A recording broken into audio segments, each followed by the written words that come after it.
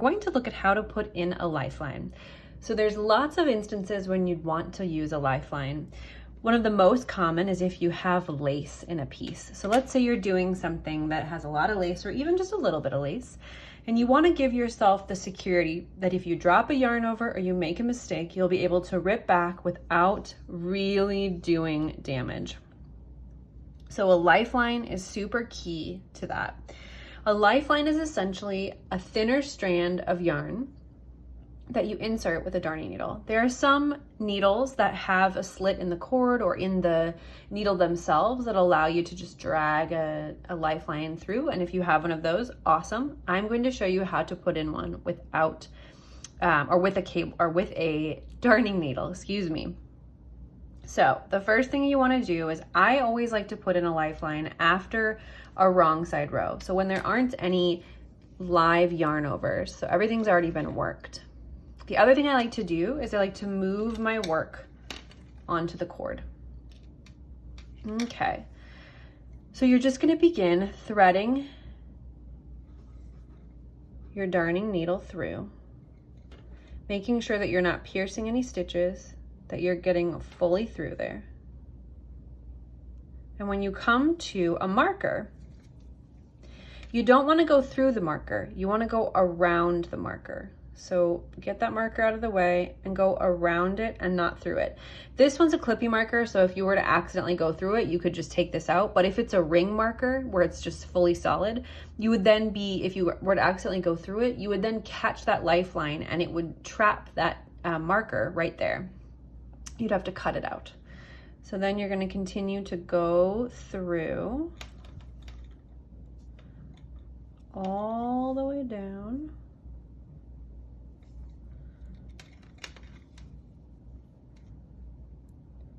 Until you get to the very end. All right, now once you have your lifeline in place, you just work as if it's not there. You just do, so if you were going to continue on,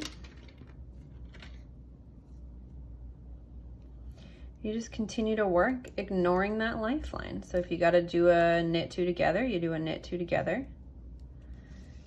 And you just work through the lifeline, avoiding it if you can, but just knowing that it's gonna be there.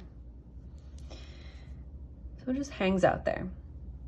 Now you can tie your lifeline together in a knot if you want to keep the ends secure. You can just have long enough tails that they can hang to the sides. Some things about what to use. I prefer, you definitely want something that's thinner than what you're using. So I'm using a worsted weight. So I have a fingering weight lifeline here. Unwaxed dental floss can be great. Embroidery floss, a thin crochet thread is also good. Keep in mind too the color that you're using. So if you are using, let's say if your piece is a white yarn, you wouldn't want to use like a red lifeline, just because you wouldn't want to have, for whatever reason, risk any sort of dye getting left on your work because of your lifeline. The other thing to make sure that you do is when you're putting in lifelines, take a note, make a note on your pattern where those lifelines are going in. So let's say you put one in on row 3, make a note, lifeline row 3. I also like to stack them. So if you are doing a pattern with lots of lace, so let me grab an example for you here. So let's say you're doing something like this. You'd want to put in a couple of lifelines. So I would probably put one in after row 1. And if you felt like you needed to put one in every 3 rows, you certainly could. You could also put one in at row 1 and row 13 because that gives you a full leaf repeat. You can also put in one, you can put in 2. So let's say you put one in 1 and then 1 at 5 or even 1 at 3. And then once you know that row 3 is complete and you've got a lifeline in, you can take that one out of row 1 and put it in the next time. So instead of having a new lifeline every single time, you can just take out that old one and replace it. You only put in a lifeline once you know that that row is 100% perfectly done. That's the whole point of a lifeline, is that if you need to, you could rip back, you could rip your stitches off your needle, and you can see that they're all wonderfully held by that yarn. So you can just put your needle through there, catching each of those stitches that's held by your lifeline,